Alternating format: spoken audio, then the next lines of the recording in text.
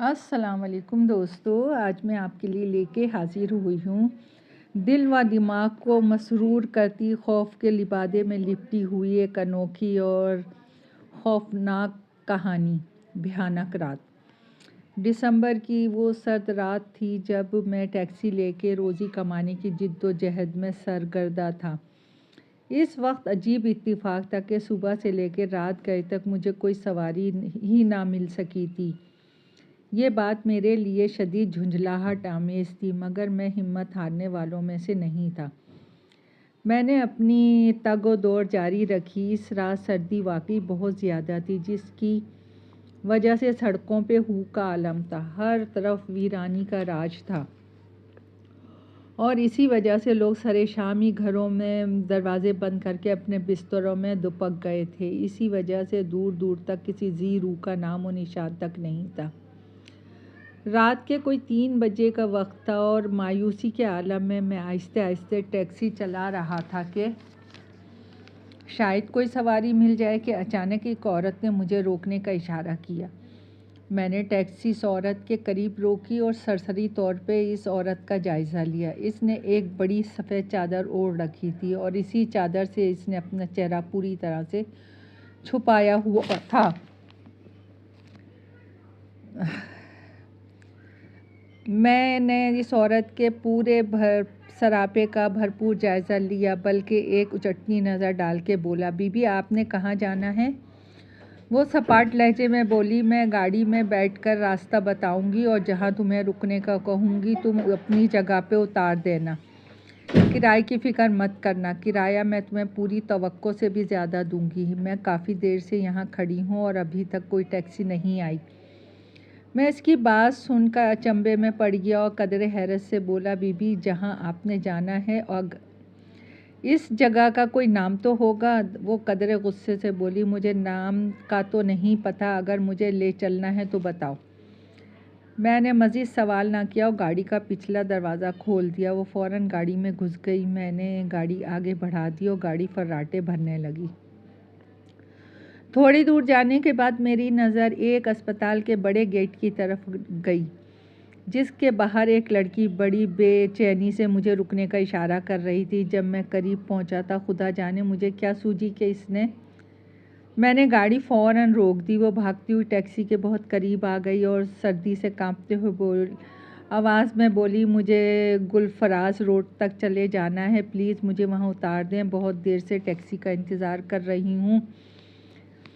سردی کی وجہ سے اب میں ہمت نہیں کہ مزید اپنے پاؤں پہ کھڑی رہوں۔ میں جواباً بولا، میرے پاس پہلے سے سواری موجود ہے، اگر آپ کو چلنا ہے تو شوق سے بیٹھ جائیں۔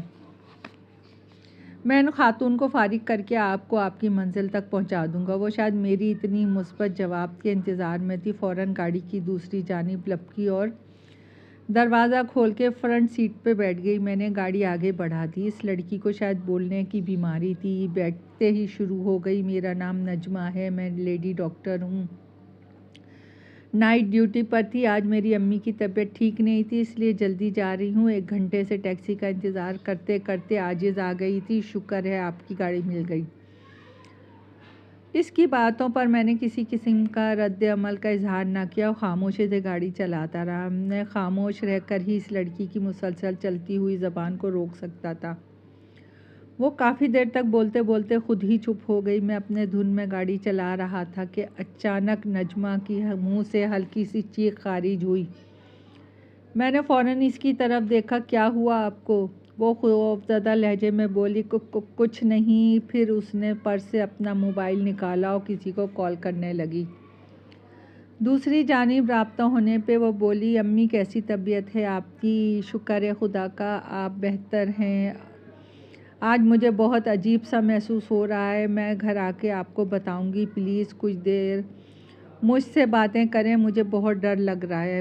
نجمہ اس قسم کی باتیں کچھ دیر تک کرتی رہی، پھر اس نے موبائل آف کر کے پرس میں رکھ لیا اور منہ ہی منہ میں کچھ آیات پڑھنے لگی۔ میرا دھیان مسلسل نجمہ پہ طاری ہونے والی عجیب و غریب کیفیت پر تھا، اس لیے مجھے پتہ نہ چلا کہ ایک دم ایک گاڑی سامنے سے نمودار ہوئی۔ میں نے فوراً اپنی گاڑی برق رفتاری سے دائیں جانب موڑ دی۔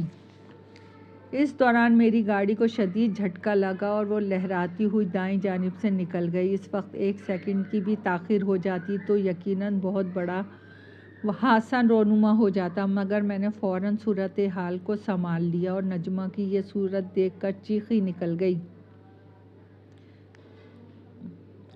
نہ جانے پیچھے بیٹھی ہوئی خاتون کا کیا ہوا تھا۔ میں نے یہ جاننے کے لیے پیچھے مڑ کے دیکھنے کی زحمت گوارا کرنے کے بجائے سامنے شیشے میں دیکھا تو میں دم بخود رہ گیا۔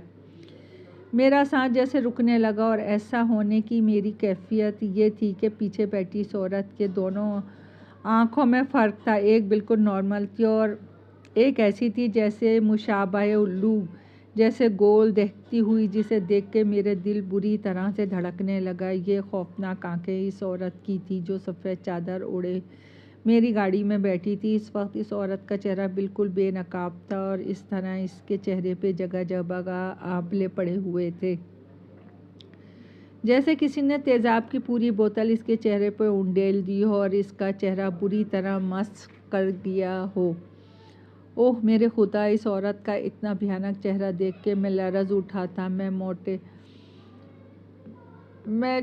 فوراً شیشے سے نگاہیں ہٹا لیں، مگر میرے دماغ میں بار بار اس عورت کا کریہ چہرہ ابھرنے لگا۔ اب کسی شبے کی گنجائش نہیں رہی کہ ڈاکٹر نجمہ کیوں خوفزدہ ہوئی تھی۔ اس عورت کا بھیانک چہرہ وہ پہلے ہی دیکھ چکی تھی۔ میں نے گاڑی کی رفتار مزید بڑھا دی تاکہ جلد از جلد اس خوفناک بلا کو اس کی منزل تک پہنچا سکوں۔ وہ عورت مجھے راستہ بتاتی جا رہی تھی اور میری گاڑی آہستہ آہستہ آبادی سے دور جا رہی تھی۔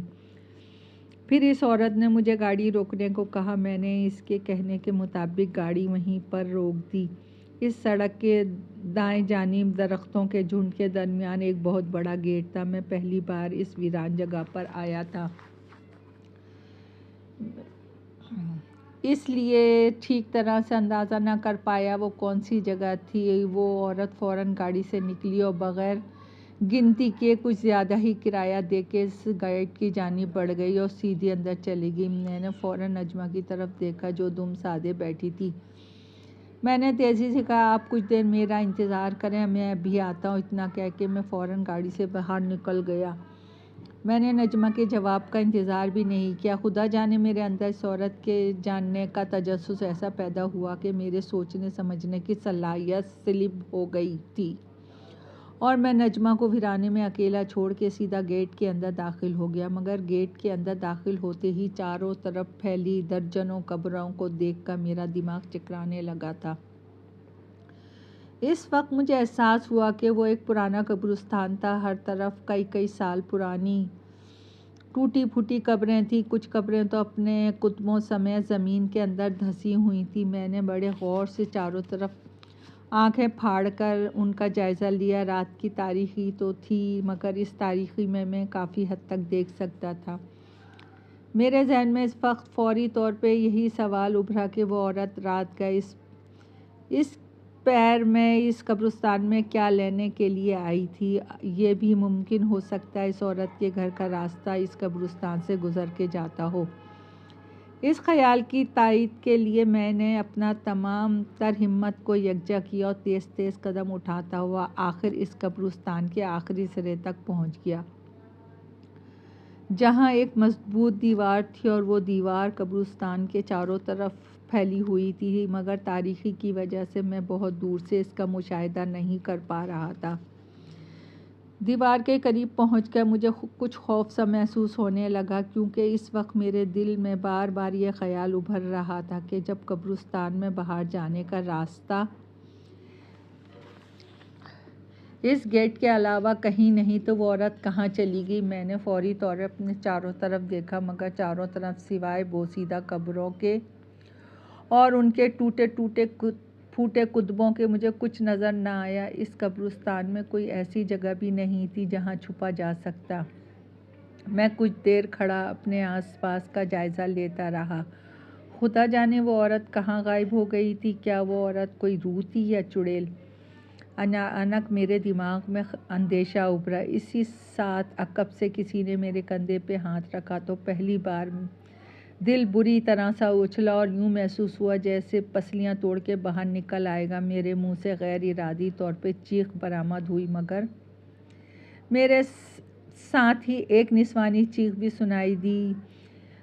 निस्वानी चीख जैसे ही मेरी समाज से टकराई तो मैंने फ़ौरन पीछे मुड़ के देखा तो डॉक्टर नजमा दोनों हाथों से अपना चेहरा छुपाए थर थर काँप रही थी। मेरे मुंह से अचानक से हैरत से निकला, आप यहाँ? आपने तो मेरी जान ही निकाल दी। नजमा हकलाते हुए बोली, आप मुझे गाड़ी में अकेला छोड़ आए थे, मैं घबरा के आपके पीछे चली आई। मुझे फौरी तौर पे अपनी इस गलती का एहसास हुआ, मुझे सचमुच इसका ख्याल रखना था। मैं कुछ नदामत से बोला, मैं आपसे माज़रत चाहता हूँ, पता नहीं मेरे दिमाग को क्या हो गया था। मैं इस औरत के मुतालिक जानने के लिए यहाँ खिंचा चला आया। नजमा अपने इर्द गिर्द देखते हुए हकलाई, में मुझे इस जगह से बहुत खौफ आ रहा है। दफ़तन वो कुछ कहते कहते रुक सी गई। इसकी निगाह एक जगह ठहर गई। एकदम इसकी आंखों में बेपनाह खौफ सिमट आया था और वो फिर दहशत ज़दा होकर चीखी तो पूरा कब्रिस्तान इसकी हौलनाक लरज़ उठा। मैं खुद इसकी कैफियत देख के सटपटा के रह गया था। मैंने फ़ौरन इसकी निगाहों का ताक़ुब किया तो मेरी निगाहें एक कब्र पे जाकर जम गई। वो औरत कब्र के दरमियान ऊपर खड़ी थी और हमारी तरफ कहर आलूद नज़रों से देख रही थी। आँखों की जगह ऐसा लग रहा था जैसे गोल गोल दो अंगारे दहक रहे हों। इसी वजह से हल्की रोशनी इर्द गिर्द फैल गई थी और इसके दोनों हाथ सामने को उठे हुए थे। चेहरा मज़ीद भयानक और खौफनाक हो गया था। फिर चश्मो-ज़न में मैं इसके गिर्द रोशनी का हालत तन गया। फिर इसका पूरा वजूद रोशनी का एक हैवला बनकर धीरे धीरे कब्र में उतरने लगा। कब्र अपनी जगह साख्त और जामी थी। फिर कुछ ही देर में इसका पूरा वजूद कब्र के अंदर चला गया। इसके बाद हमने देखा तो कब्र पर सफ़ेद चादर बड़े सलीके से बिछी हुई थी। बिलाशुबा वो चादर इसी औरत के भयानक चेहरे वाली औरत ने ओढ़ रखी थी। मैं हैरत से शजतर सा रह गया क्योंकि अभी कुछ देर कब जब मैंने पूरे कब्रिस्तान का जायज़ा लिया था तो मुझे वो औरत कहीं भी नज़र नहीं आई थी और जो कुछ भी हुआ था अचानक हुआ था। डॉक्टर नजमा ने खौफज़दा होकर मेरे सामने हाथ जोड़े, प्लीज़ प्लीज़ मुझे यहाँ से जल्दी ले चलो वरना मेरा हार्ट फेल हो जाएगा। नजमा की हालत वाकई ख़राब हो रही थी। इस पर कपकपी तारी थी। मेरी ख़ुद की कैफियत ये सूरत हाल देखे ठीक नहीं रही थी, सो मैंने वहाँ से निकलना मुनासिब समझा।